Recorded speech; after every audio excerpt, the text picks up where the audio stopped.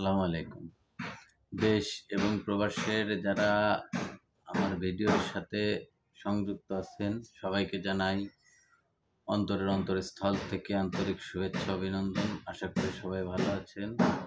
তো আজ একটা সমসাময়িক বিষয় নিয়ে আপনাদের সাথে আসলাম, একটা ভিডিও নিয়ে। সেটা হলো সান্ডা। তো সান্ডা মরুভূমির প্রাণী। এই প্রাণীটা এত পরিমাণে বর্তমানে ট্রেন্ডিংয়ে আছে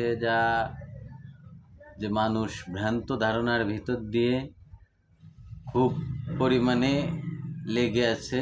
ট্রেন্ডিং এতটাই হয়েছে যে সান্ডার পরিবর্তে বাংলাদেশের মানুষ গুইসাপ ধরে ধরে খাচ্ছে। অনেকে হসপিটালে ভর্তি, অনেকে খেয়ে অসুস্থ হয়ে খুব খারাপ অবস্থায় আছে।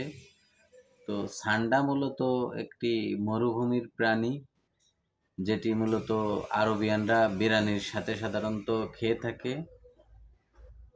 এটা একটি সান্ডা মূলত আপনার ঔষধি বা আপনার উপকারী, যা ব্যথানাশক বা শারীরিক যে বাত ব্যথার যে সমস্যা থাকে সেই সমস্যাগুলোর সমাধান হয়।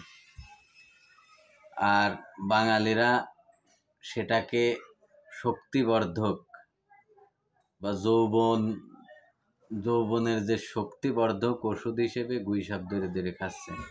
তো গুইসাপ তো আমাদের একটা উপকারী প্রাণী। গুইসাপ কিছুদিন আগে যে রাসেল ভাইপার সাপ আসছিল, ট্রেন্ডিংয়ে ছিল খুব। তো রাসেল ভাইপার সাপ সাধারণত বিষধর সাপগুলোকেও গুইসাপ করে থাকে, খেয়ে থাকে।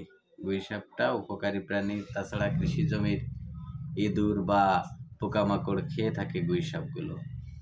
তো আপনাদের কাছে বিনীতভাবে অনুরোধ করি যে আপনারা এরকম ভুল করবেন না, যে গুইসাপ একটা বিপন্ন প্রায়, বিলুপ্ত প্রায় একটা প্রাণী। গুইসাপ কিন্তু ক্ষতিকারক কোনো প্রাণী না। তো সান্ডা মনে করে গুইসাপগুলোকে মাইরে সব শেষ করে ফেলেন না। ঠিক আছে, সবাই ভালো থাকবেন।